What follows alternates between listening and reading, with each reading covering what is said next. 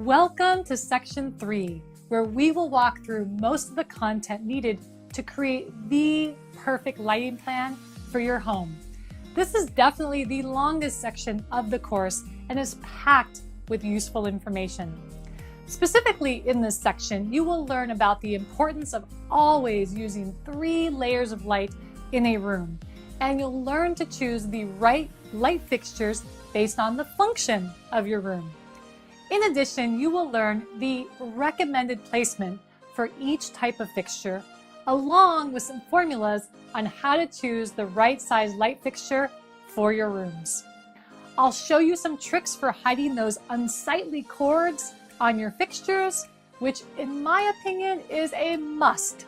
We will also talk about how to control both natural and artificial light in your room, which is part of the key to successful interior design.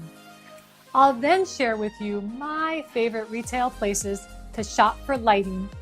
And finally, we'll wrap up this section by doing some additional work on your personalized lighting plan.